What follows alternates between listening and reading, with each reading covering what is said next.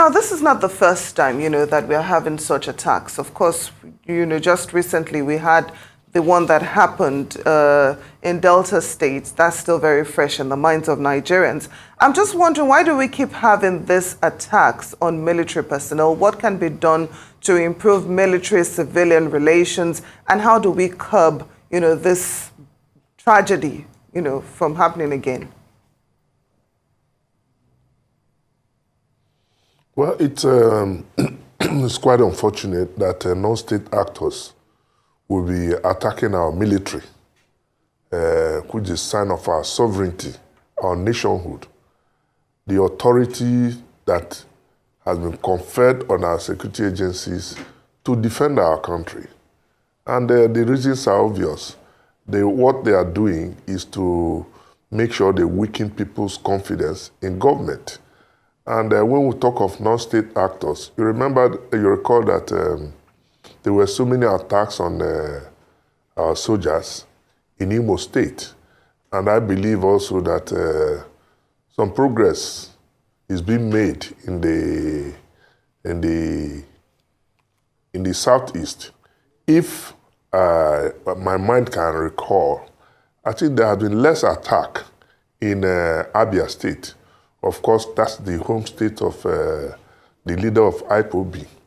IPOB, and the leader, in his last interview in the court, has dissociated itself from these random attacks and even sit at home. The Ohanese has denounced it, and the Igbo leaders have also denounced these attacks.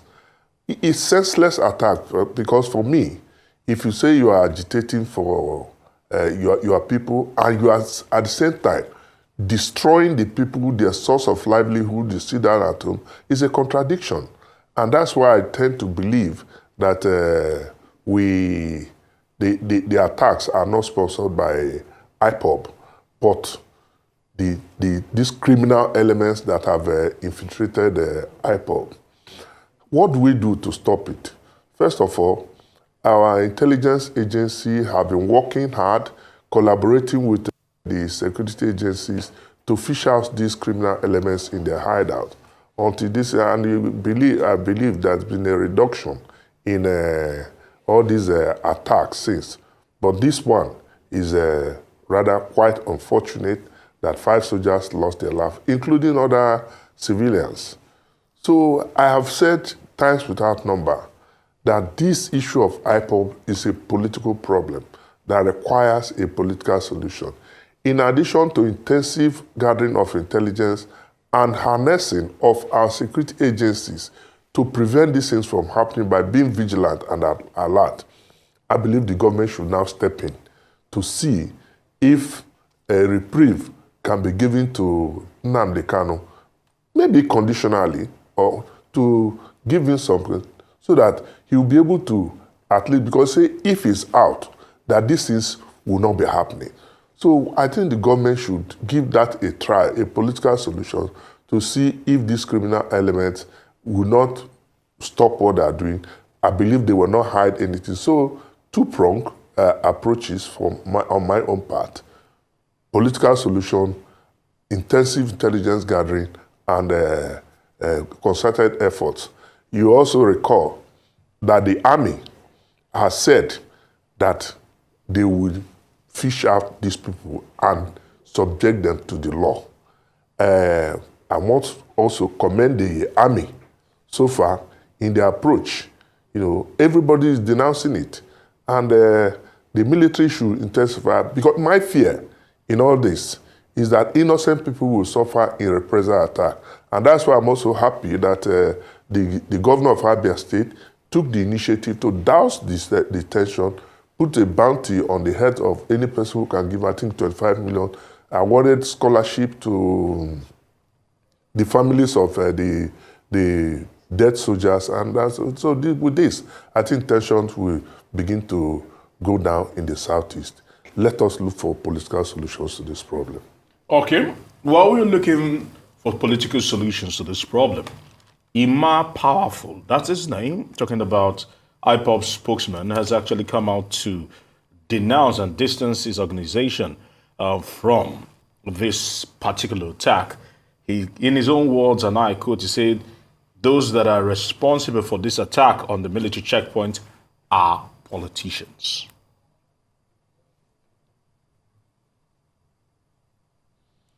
He has a right to his comment. The only area I'm interested in his comment is that this is not the handwork of IPOB. Whether they are politicians, I cannot say. But if they are politicians, what would be their intention of sponsoring people to go and kill soldiers and kill innocent civilians? That part of the statement, I don't seem to agree with you. But you also note that majority of our problems, our security challenges, are politically generated. So he might be right because maybe he has some other information. But for me, I don't have such information. So I cannot speculate that politicians are sponsoring these people. But I believe that these are criminal elements. It's been established. Because IPOB has distanced itself from these attacks. The Ohanese, the Igbo leaders, the governor, everybody is distancing themselves from this dastardly act. So I don't know whether there are politicians that are actually sponsoring these people. In the meantime, there are reports that soldiers are on a revenge mission and that they've been arresting and harassing residents. I'm wondering what can be done to de-escalate tension so that we can avert another tragedy or bloodbath, from taking place in Abia State. Yeah, that's where I started from. I say so far, I think the military has been conducting itself, in a very civilized or civil manner. I have not received reports of casualties, although I saw a report where a Senator Abaribe, alleged that he was harassed, asked to come down and all these things. The revenge or reprisal should not be visited on innocent citizens, but let's concentrate our efforts to see that the culprits are brought to book. I want to commend and encourage the military to continue on its peaceful means of resolving this crisis. Yes, they have vowed that there must be revenge, but it must be on the criminal elements. All right, there's been reports. I'm glad you've said that you are quite encouraged with the way the military are handling this particular delicate situation, but there are talks that they are under pressure for reprisal actions.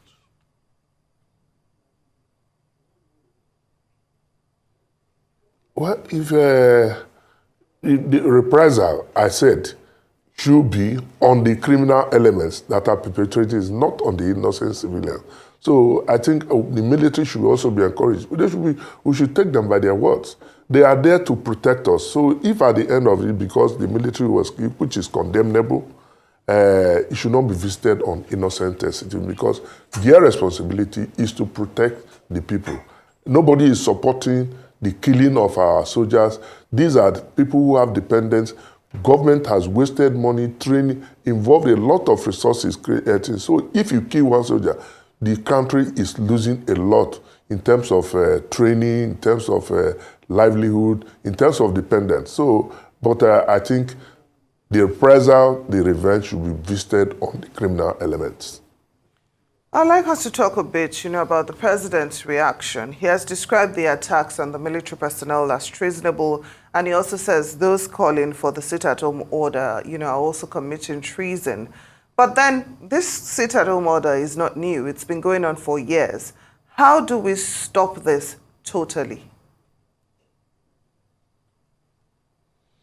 Yeah, that's what I said when we started.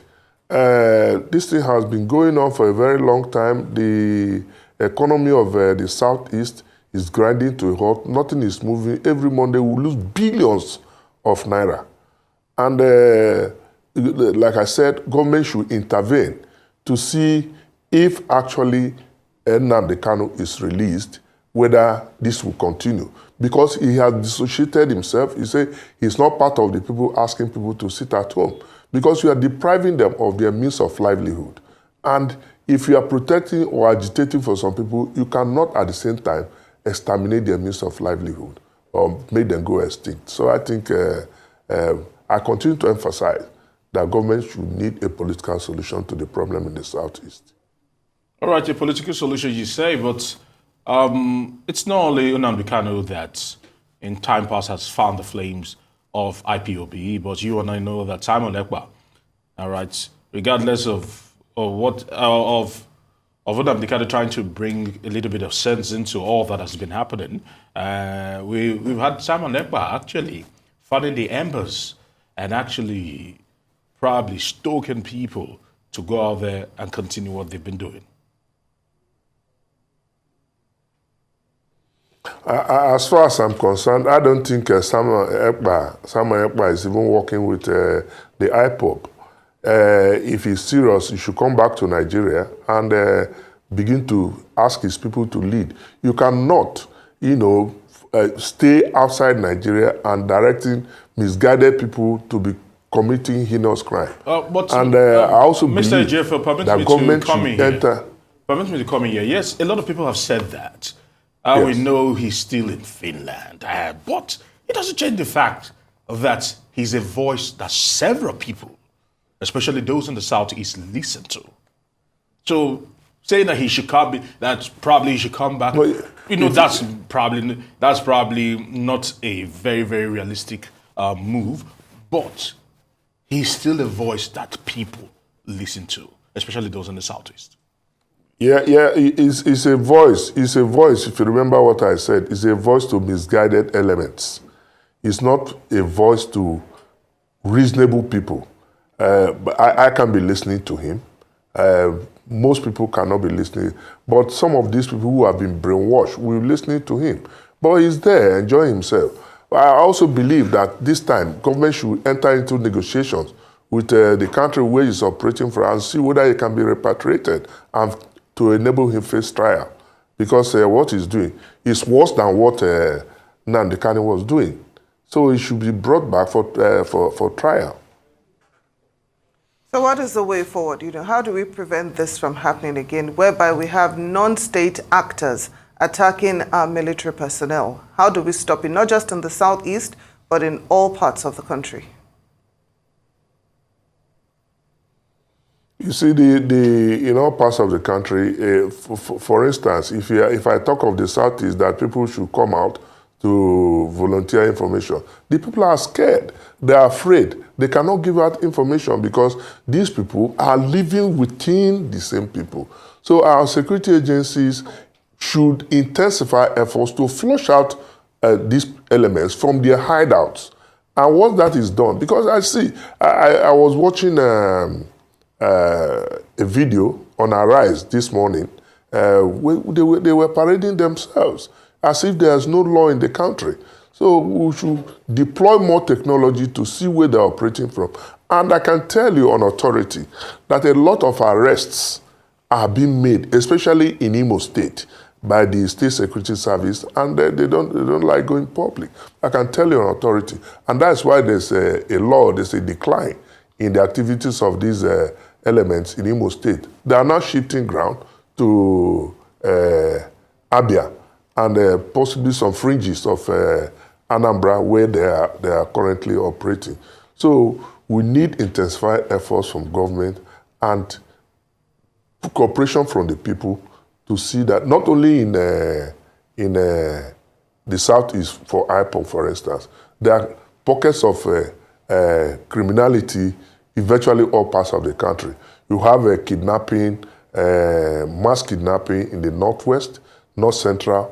The issue of Boko Haram is dying down in the Northeast. The herdsmen, they are also operating in the North Central, especially in Benue and part of Delta State. So all these are security challenges that require appropriate action from government and from the people. That the government and the state governors are buying into it, that we need to localize our solutions to our local security challenges. It's not what we apply as a solution in the Northeast that you are going to apply in the Southeast. I'll give you an example. We have the issue of IPOB agitation in the Southeast. You cannot use that same solution to tackle the issue of kidnapping and mass kidnapping in the North Central or agitation every problem requires its own local solution. So I believe that government should begin to work towards decentralizing the security architecture by creating state police. Although some people will also tell you that it will be abused.